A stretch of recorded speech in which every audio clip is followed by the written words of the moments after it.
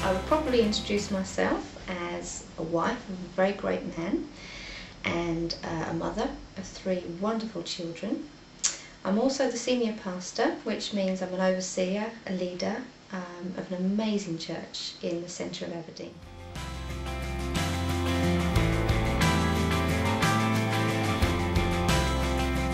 Yeah, I grew up in a small market town on the southeast coast of England, and I was very shy.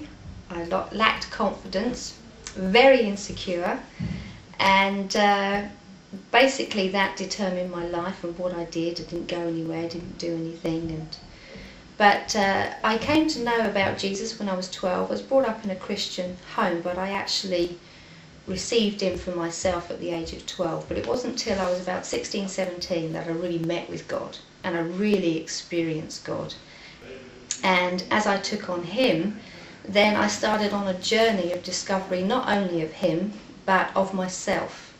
And as I did that journey and I found out what God really thought about me as a person. And then I made a choice in my life, which is the most important thing, and I chose to listen to the things in my mind. There's always a battle of the mind.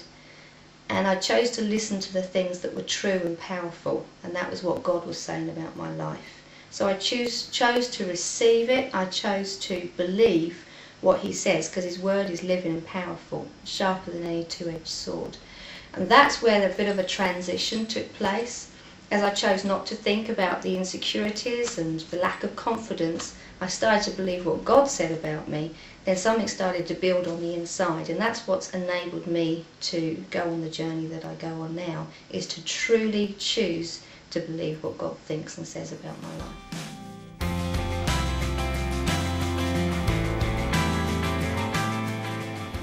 It's definitely making a choice. A lot of people go through their life and there's much that influences them from outside of their lives and inside of their lives, and you can choose to listen to those things that go around your head. I can't do it, I'm not good enough, this is who I'll be, and I'll always be that kind of person with the lack of confidence. But there comes a point where you have to make a decision to choose life, to choose truth. And then it is a process in your life. Some people just want an instant change, but it's a process in your life that every time you meet a challenge, every time you go through something in your life and the voices in your heart and your head say no, or can't do, or it's not possible, it's choosing to believe the truth of what God is saying to you at that moment. You see, if your thinking doesn't match the thinking of God, then your thinking is wrong, and it has to change. But then it's actually taking on and receiving what God says about your life, and it's all a point of standing at the crossroads and saying, right now I choose to believe what I don't naturally believe, but I will take it on. And as you do that, confidence builds in not who you are, but what Christ has caused you to be.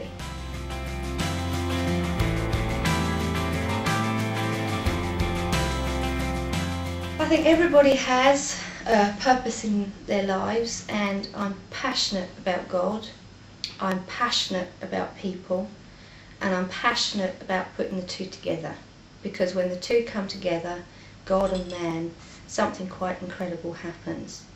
And I have watched people's lives changed as man has found God, and it's incredible the miracle that happens in people's lives. And I just love to see people getting free.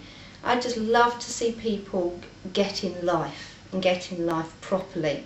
Some people thought they had life before without Christ, but when they found Christ, they found they really did have abundant life. And I just love people, and I love to see change, and love to see people satisfied, happy, free to be who they are, and really enjoying the life that God has given them.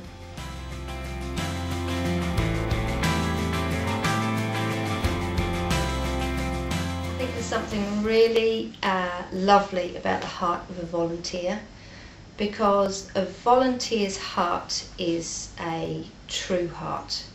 It is somebody who is not thinking about themselves, but they're thinking about other people. And that's really quite a special thing. And people who are volunteers really, they've got their focus, they've got the purpose for what they want to do. And they see the rewards around them, not in maybe money or whatever, but the rewards in seeing people's lives change, the kingdom of God built and advanced, and seeing God do those things. But you know, sometimes people get tired, people get discouraged, sometimes people lose that cause and that purpose in their lives. And I think that's where it's in our hearts and our job to just keep thanking people for what they do, keep encouraging them for what they do, and keep inspiring them that it really is for God's glory, it really is for the kingdom at the end of the day. And that's why we do what we do, because ultimately it's because we love God.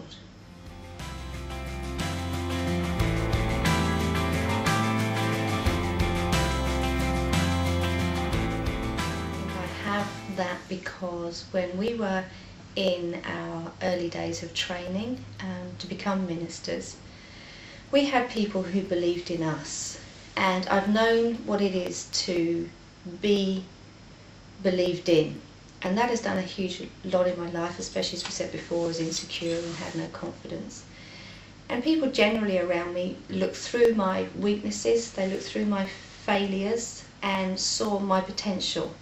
And when you've had someone believe in you, it's very easy to believe in other people. And so I always look for the gold in people's lives, and if you know, a vein of gold has a lot of dirt around it, and if you can see past the dirt and look at the vein of gold, then you really see the potential in people's lives. And I love to unlock the potential in people's lives, and it's really focusing on that gold. You know, a lot of people focus on the dirt, but that's all you can see. But you've got to focus on the gold and take away the dirt. And people do, they let you down, because everyone lets each other down. And that's where we really need to release people and forgive them and let them go. But you know, just as Peter, when he denied Christ, he would have just felt like he let down Jesus so badly. But Jesus never stopped believing in him. He had breakfast with Peter by the sea, and Jesus basically said to him, Peter, look, I believe in you. I still believe in you, even though you denied me 3 times. And it's a beautiful thing, and I think if we can really look at each other's gold on the inside and not look at the weaknesses, not ignore the weaknesses, deal with the weaknesses, but keep encouraging people that there's so much more on the inside of people. And people genuinely do surprise you, because they're incredible and what they can do is incredible, and they just have to see it themselves. A lot of people see the dirt themselves, that's all they can see, but you have to teach people how to see the gold in their lives. So I've trained my eye to look at the gold in the hearts of everyone.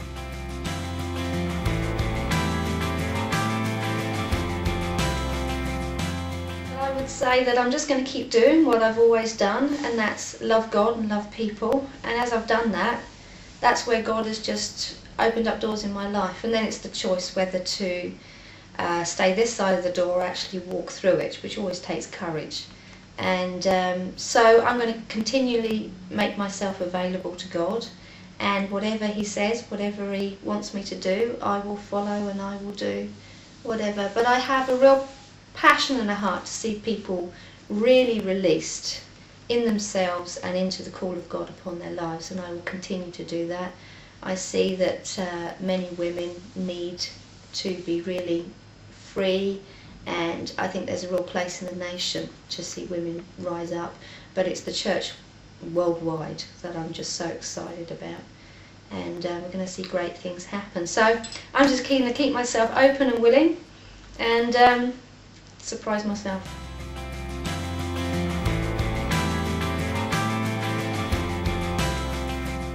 A lot of people sit in church and they think, well, what part do I play in this? And I think, number one, people have got to keep it real. Keep their love for God real, their passion for God real. And as you do that, out of that comes the work, the call, the gift, the ministry upon their lives. And every single person, you know, not everyone's going to end up preaching on the stage or worshipping in the worship team. And I think if you have a passion, you are contagious. And if you love your life, if you love people, if you love God, then you are going to make a difference naturally around the people around you. But where people often get it wrong is they don't be themselves.